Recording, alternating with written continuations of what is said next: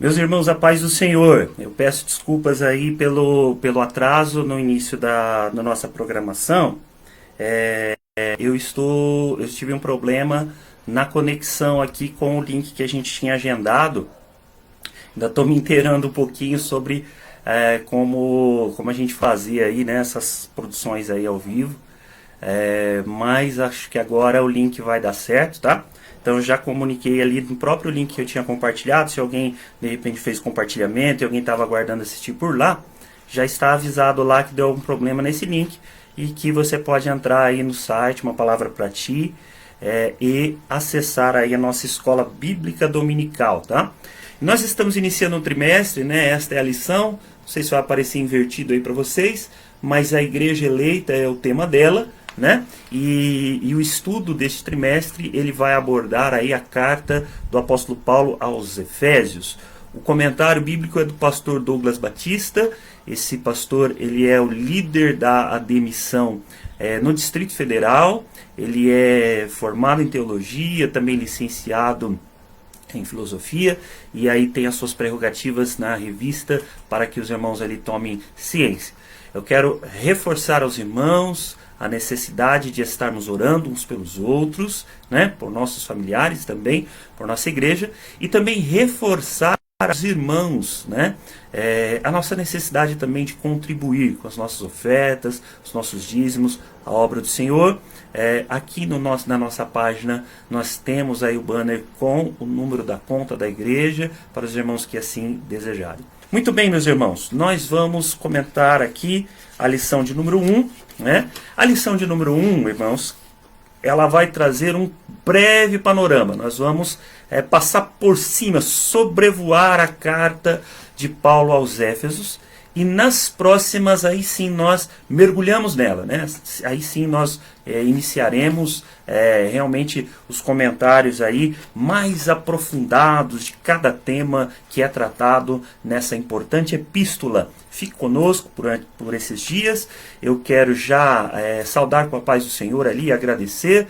A conexão é do nosso irmão Moisés, ali da nossa sede, irmã Elisângela, da congregação da Vila São Paulo, que Deus abençoe. Estou vendo aqui também a irmã Eliane Martins, da nossa sede, Deus abençoe. Minha mãe está conectada ali também, paz do Senhor, mãe, Deus abençoe. A Isabelle Nonato, ali da cidade de São Carlos, né? Saudação também ao seu muito digno esposo, o Jaziel, que Deus abençoe. E também a Liliane, que está sempre conectada aqui na nossa escola dominical, que Deus abençoe grandemente. Então a lição de hoje, ela é acerca da carta aos Efésios, né? E nós vamos iniciar com essa panorâmica, como eu disse aos irmãos, e nessa panorâmica nós falaremos aqui da saudação aos destinatários. Muito bem, meus irmãos.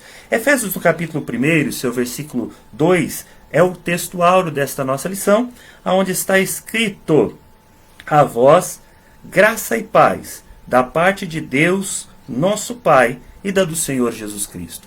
Que palavras já muito boas para nós, para nos confortar esta manhã. Graça e paz é o que nós precisamos para enfrentar este momento tão difícil pelo qual está passando a nossa nação e o mundo, né? Mas nós sabemos que há de sobra estas coisas no nosso Senhor Jesus. A verdade prática da lição é: a epístola aos Efésios revela o propósito eterno de Deus para a igreja de Cristo, né? E o texto da leitura bíblica em classe, nós atemos, né, ou atomamos de Efésios capítulo 1, seu verso 1 e 2, e após Atos dos Apóstolos capítulo 19, do verso 1 ao 7. Vamos ler? Paulo, apóstolo de Jesus Cristo, pela vontade de Deus, aos santos que estão em Éfeso, e fiéis em Cristo Jesus. A vós, graça e paz da parte de Deus, nosso Pai, e da do Senhor Jesus Cristo. Atos capítulo 19, versículo 1. E sucedeu que, enquanto Apolo estava em Corinto, Paulo, tendo passado por todas as regiões superiores, chegou a Éfeso. E achando ali alguns discípulos, disse-lhes: recebeste vós já o Espírito Santo quando crestes? E eles disseram-lhe: nós nem ainda ouvimos que haja Espírito Santo, perguntou-lhes: então em que sois batizados? E eles disseram: no batismo de João. Mas Paulo disse: certamente João batizou com o batismo do arrependimento, dizendo ao povo que cresce no que após ele havia de vir, isto é, em Jesus Cristo. E os que ouviram foram batizados em nome do Senhor Jesus. E impondo-lhes Paulo as mãos, veio sobre eles o Espírito Santo, e falavam línguas, e profetizavam, e estes eram ao todo uns 12 varões. Muito bem, meus irmãos, quando nós vamos aqui ler, né, a epístola de Paulo a Éfeso, não tem como dissociar, né? Não há como nós dissociarmos da história que esta igreja nos traz, né? E esta igreja nos traz uma história muito linda, narrada ali em Atos capítulo 19, o seu início, mas ela percorre outros capítulos deste mesmo livro. Meus irmãos, quando nós olhamos para a igreja de Éfeso, nós vemos que o marco inicial de seu destaque, e o pastor Douglas aqui, ele na sua referência, também no seu subsídio, ele nos dá a ênfase, ou pede-nos a ênfase ao transmitir esta aula sobre a ação do Espírito Santo sobre a igreja. E nós observamos muito bem que a igreja, ela ganha proeminência, ela ganha destaque, ela ganha força após a passagem do apóstolo Paulo por ali e após reunir ou encontrar reunidos estes primeiros irmãos da igreja de Éfeso e perguntar-lhes se eles haviam recebido o Espírito Santo. Veja que após compreender que eles não estavam completamente inteirados ou nem ao menos conheciam, né, o Espírito Santo, este apóstolo, ele impõe as mãos sobre ele, não sem antes batizá-los no nome do Pai, do Filho e do Espírito Santo, que é assim que Jesus havia instruído, e depois impõe as mãos sobre eles para que eles venham receber a dádiva, o dom, o presente do batismo no Espírito Santo. Só então esta igreja começa a ganhar o destaque, não digo somente local, como também o destaque no seu continente de abrangência, pois a igreja de Éfeso tornou-se um importante centro missionário para evangelizar toda a Ásia, tornando-se a sua igreja principal. Éfeso, ela possuía uma quantidade de habitantes muito grande para o seu tempo. Na cidade de Éfeso, nós encontramos ali, ou encontrávamos naquele tempo, cerca de 500 mil pessoas, o que era muita gente para as cidades antigas, né? As cidades antigas dificilmente elas possuíam um contingente tão grande assim de pessoas, né? Mas nós vamos observar isto nesta cidade. Era uma cidade importante, não só importante por seu comércio e turismo, como também importante politicamente, e tornou-se importante religiosamente, o que nós veremos a seguir. O comentarista, pastor Douglas, ele costuma dizer, né, ou ele cita esta referência, esta máxima, dizendo que a carta aos Efésios, ela é a coroa dos escritos de Paulo e também considerada a rainha das epístolas, né? A rainha das epístolas. Nós vamos observar aqui, meus queridos irmãos, que nessa carta nós vamos encontrar, né?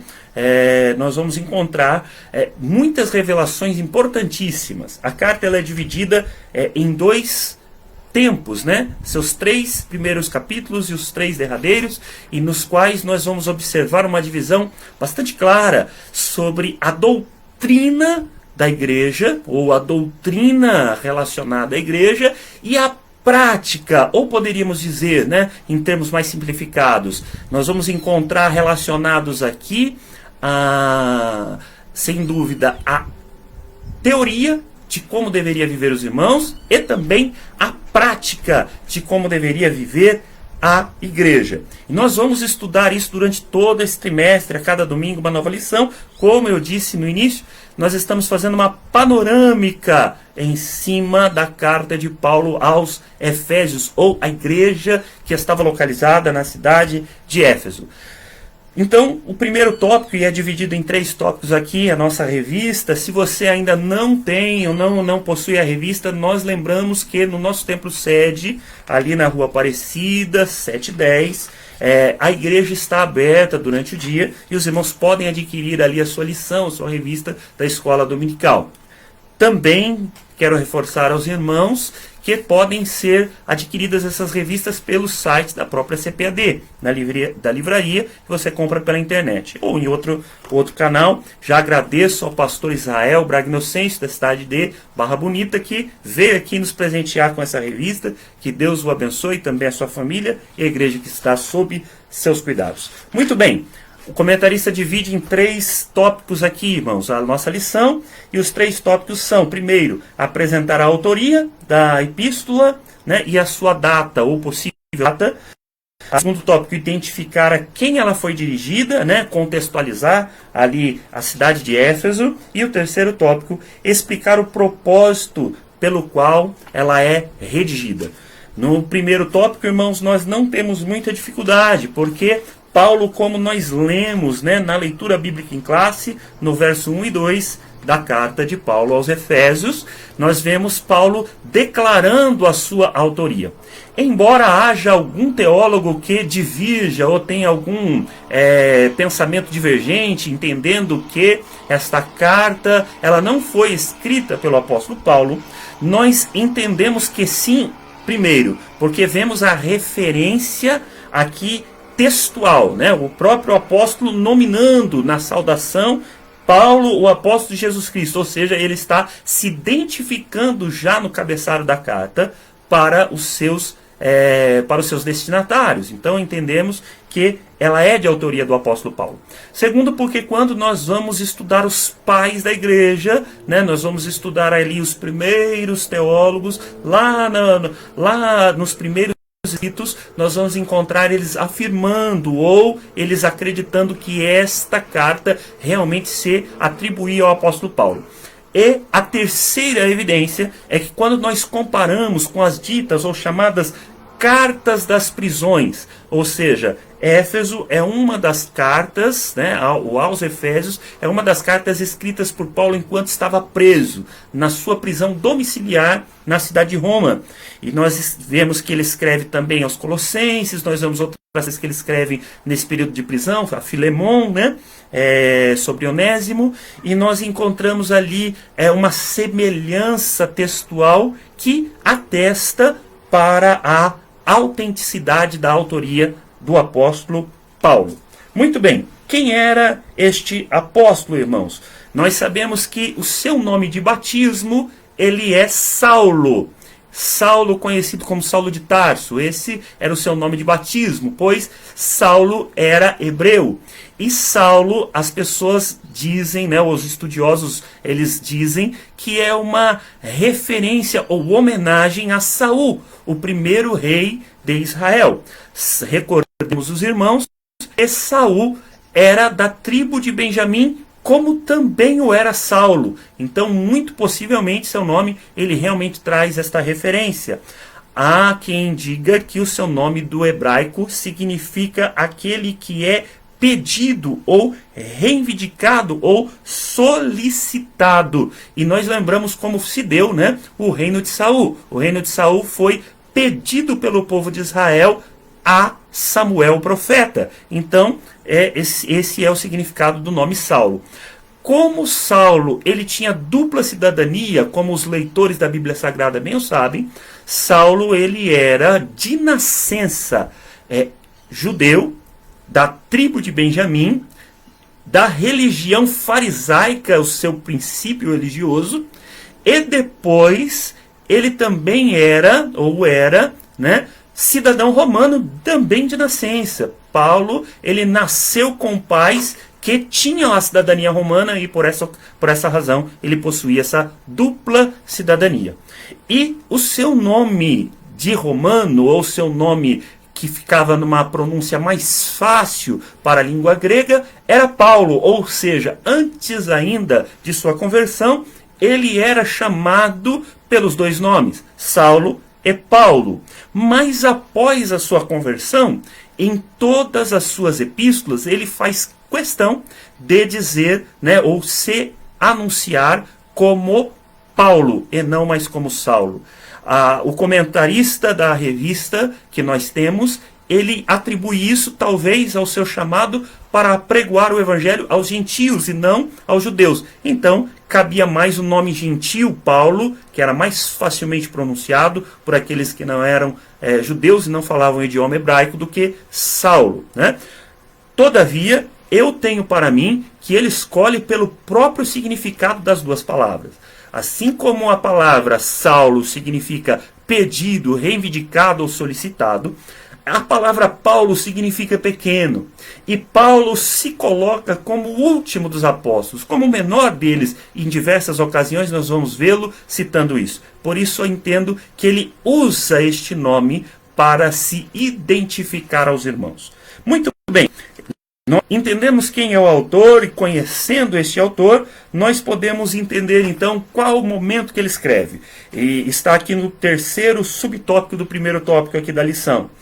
Ele foi preso, nós vamos ver alguns teólogos estudiosos dizer que provavelmente na primavera do ano 60 do tempo presente, o ano 60 após Cristo.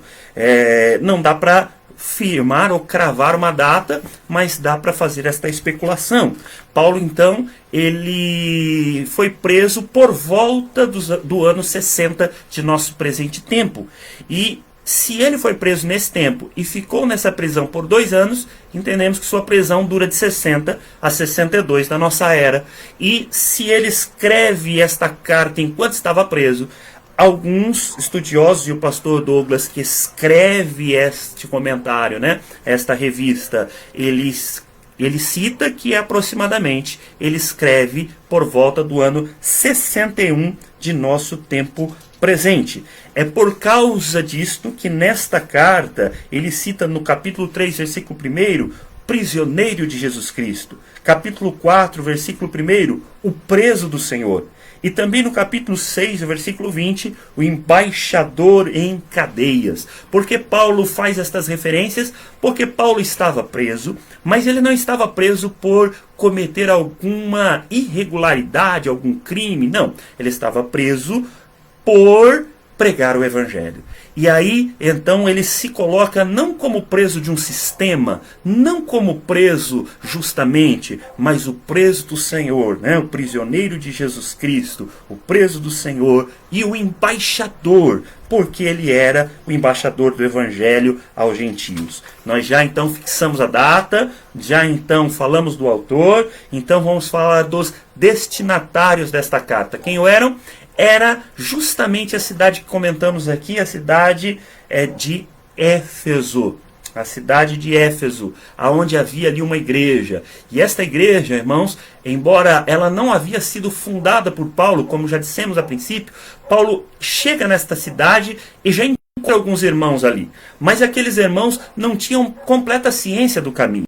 Alguém vai, como eu particularmente acredito, que esta igreja inicia pelo trabalho evangelístico de Apolo. Porém, Apolo ainda não estava completamente inteirado no caminho do Senhor. Chegando Priscila e Áquila, um casal que muito ajudou a Paulo, e está descrito a sua história no livro de Atos, na nossa Bíblia Sagrada, esse casal aproxima-se de Apolo e começa a orientá-lo melhor acerca do caminho. É por isso que talvez os irmãos de Éfeso, antes da chegada de Paulo, só conheciam o batismo de João, sabiam de Jesus, mas não haviam ouvido falar ainda acerca do Espírito Santo. E Paulo então, irmãos, quando faz esta passagem e também ali batiza os irmãos e ainda impõe as mãos para que eles recebam o Espírito Santo, passa 3 anos com esta igreja. Nos 3 anos que ele passa com esta igreja, ele ensina, instrui e também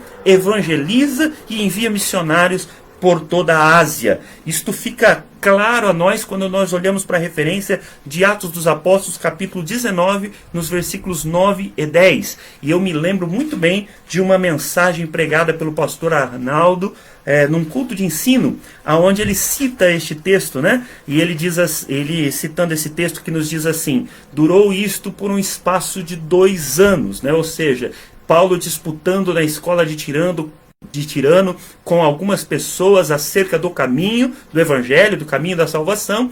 Durou isso por um espaço de 2 anos, de maneira que toda a Ásia, ou em toda a Ásia, tornou-se conhecido o Evangelho que Paulo pregava. Que coisa maravilhosa! Eu lembro na mensagem do pastor Arnaldo que ficou muito gravada em meu coração, né? E até hoje ela fala forte ao meu coração, que naquele tempo, sem internet, sem microfone, sem rádio, sem televisão, o apóstolo Paulo, em 2 anos, fez com que a mensagem do Evangelho chegasse a todo o continente asiático. Que coisa tremenda, né? Através ali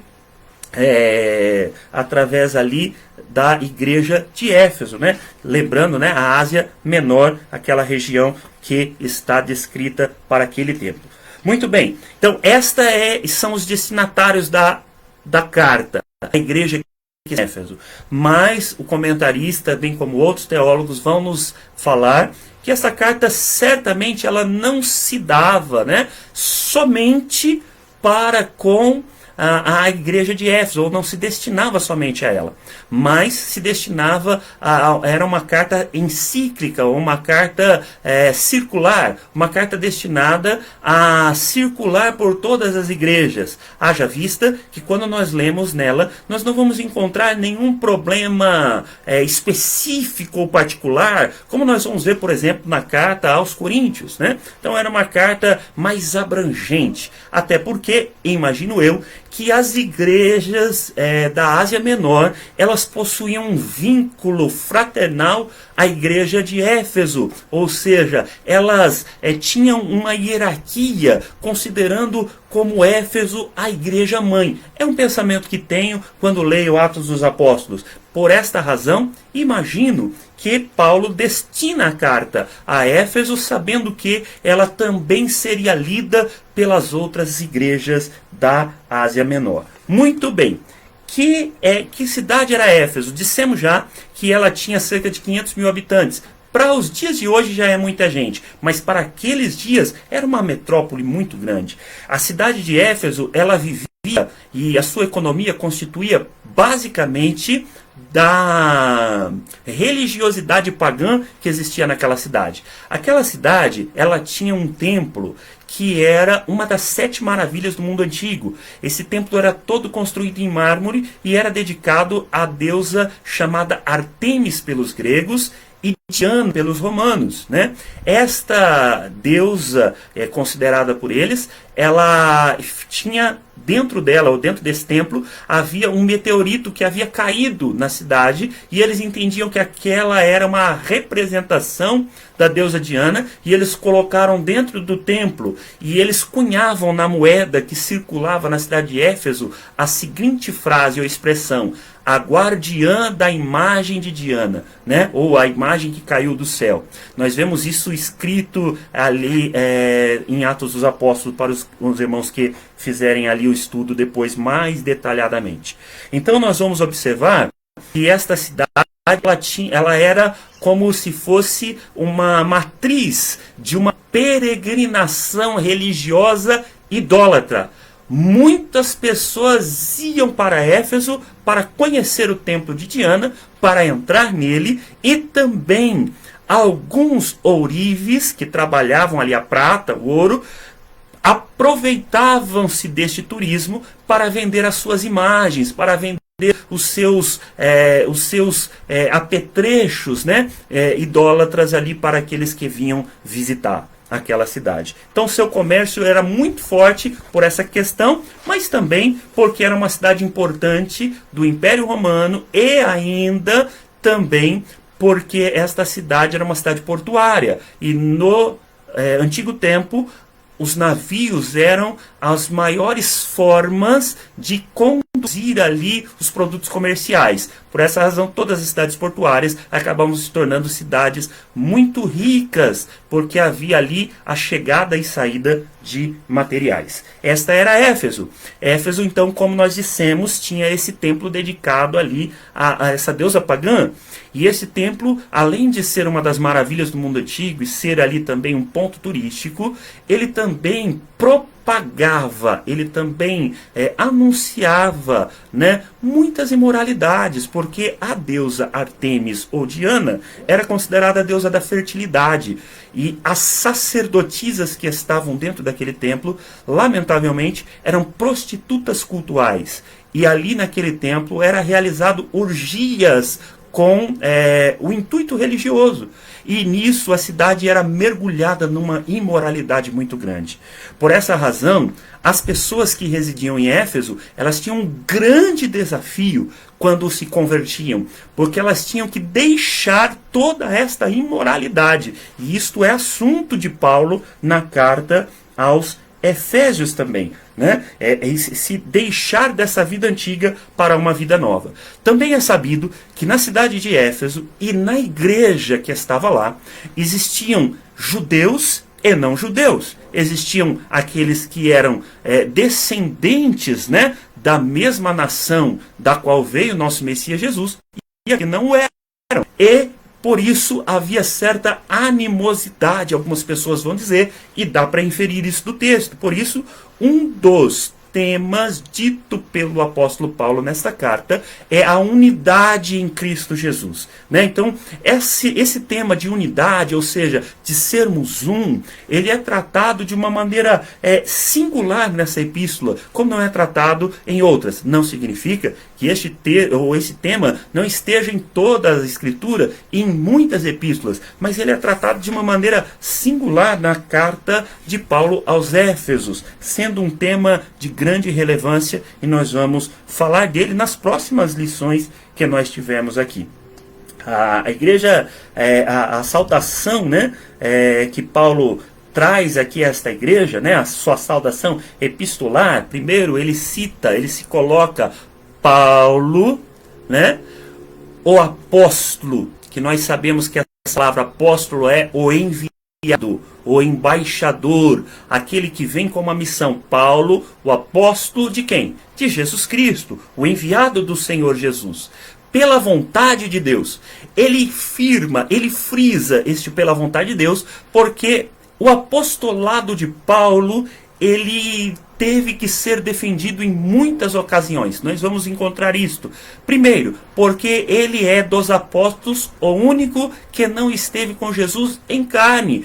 Paulo se converteu após Jesus haver sido morto, ressurreto e recebido aos céus. Mas ele foi chamado por Jesus. E Paulo então reforça isso na sua saudação e em muitas outras ocasiões, defendendo a autoridade do seu apostolado. Olha, eu estou pregando o evangelho, mas não é por vontade própria, vontade humana, mas o faço por vontade divina e chamado de Jesus. Né? Então ele reforça isso. Ele fala, Paulo, eu sou Paulo, sou apóstolo por vontade de Deus. E isto é uma coisa gloriosa, né?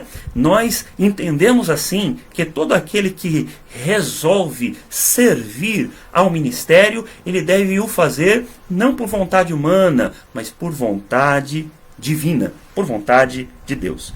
Esta saudação trazida então aqui aos irmãos é aos santos e fiéis em Cristo Jesus. Que coisa gloriosa! Chamados de santos, e assim o somos. Aprendemos isso na lição anterior. Os irmãos podem até encontrar aqui nesta página esta lição, onde nós vimos do novo homem em Cristo. Paulo então nos chama de santos, né? Sauda a igreja que estava ali de santos, mostrando ali a posição que nós assumimos em Cristo Jesus. Nós vamos encontrar então, irmãos, agora, para nós já caminharmos para o encerramento dessa reflexão. Já estou aqui há 30 minutos, né, conectado, e eu queria terminar em 30 minutos somente, mas infelizmente tivemos um problema no link e começamos um pouquinho mais tarde. Os irmãos o sabem, né? Por essa razão nós vamos estender um pouquinho, mas quero terminar ainda brevemente. O propósito e a mensagem desta carta, como nós já dissemos, já nesse vídeo, Paulo não cita nenhum problema específico, mas ele traz aqui doutrinas basilares acerca da igreja e também a prática. Como nós devemos aplicar essas doutrinas na prática do dia a dia? No nosso viver em família, no nosso viver em sociedade, no nosso conviver com as pessoas dentro de igreja e de fora da igreja. E ele vai detalhar isso. Qual é o relacionamento do marido para com a esposa, da esposa para com o marido, dos filhos para com os pais, dos pais para com os filhos. Nós vamos ver tudo isso nas próximas lições em que vamos estudar esta epístola. Nós vemos aqui que o seu propósito, ele traz aí no seu propósito essa preocupação com a unidade da qual nós já falamos, né? E quando falamos disso, e eu disse da defesa do apóstolo Paulo de seu ministério, é porque o seu ministério também se desenvolve para com os gentios. Ele é chamado apóstolo dos gentios, né? E em seu ministério se desenvolvendo juntamente aos gentios, ele era às vezes, né? Ele tinha ali por alguns sido diminuído. Alguém entendia que, olha, os judeus não o aceitam, tal, porque os judeus são superiores, e ele era diminuído. Então ele defende esse ministério chamado pela vontade de Deus. E aqui ele está propagando uma unidade também, pois entendemos que na igreja de Éfeso, naquela localidade, como nas outras era comum acontecer, os judeus às vezes se colocar como acima dos demais irmãos. E Paulo vai nos mostrando que isto não correto, mostrando que em Cristo todos nós somos um. Há diversidades de ministérios. Uns foram chamados para pastores, doutores, como ele vai descrever aqui, outros foram chamados para outras funções da igreja. Isso é lindo de ver, mas todos nós em Cristo temos o mesmo valor e somos um. Esta é a mensagem.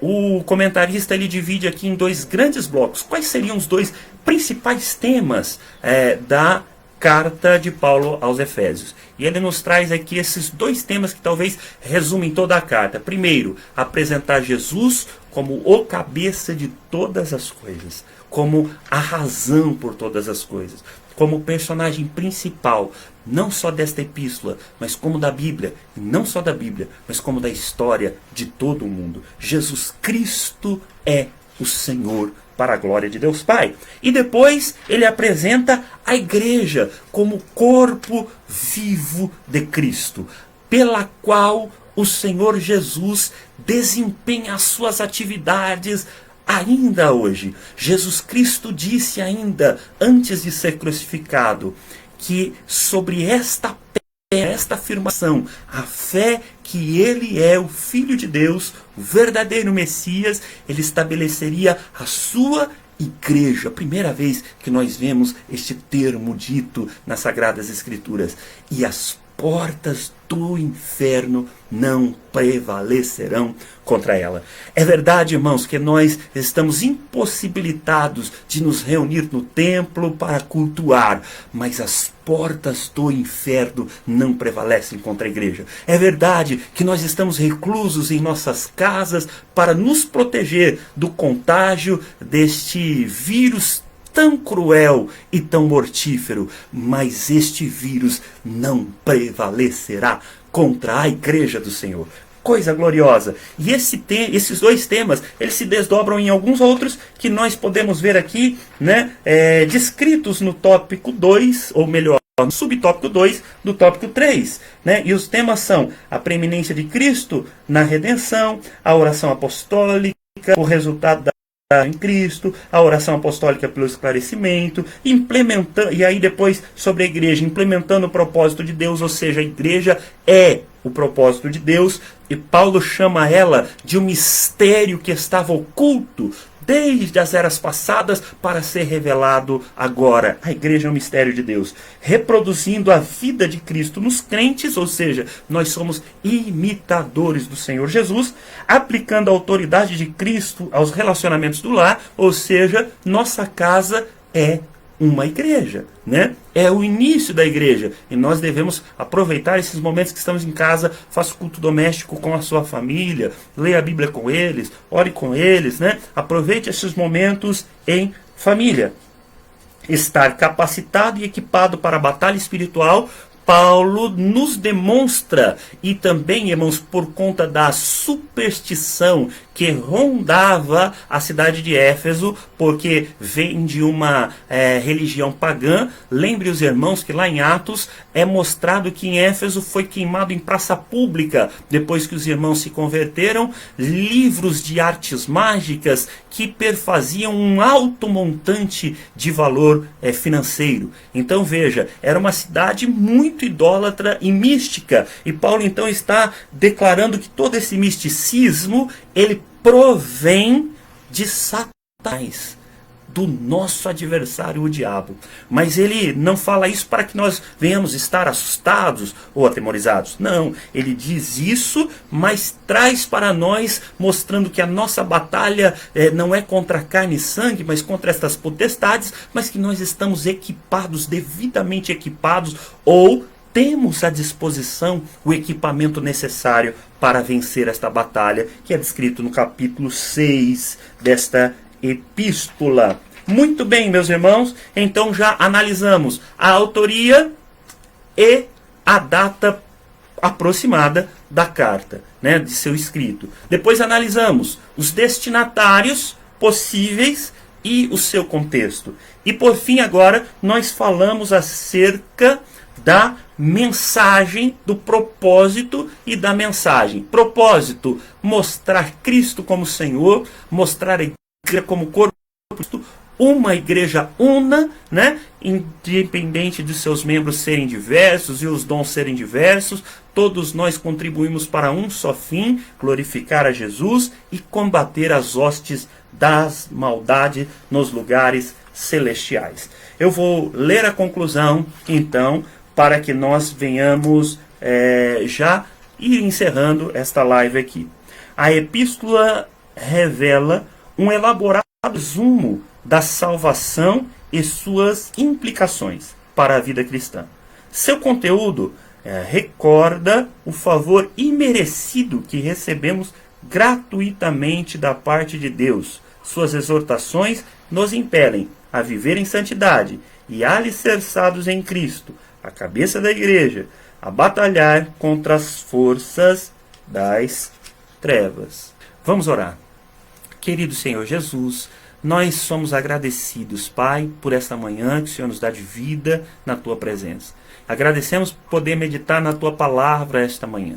Eu quero pedir que o Senhor abençoe cada família que está aqui nos ouvindo por esta live, ou cada pessoa a qual chegará, Senhor, este vídeo, seja por um compartilhamento futuro, que o Senhor possa alcançá-lo com as tuas potentes mãos.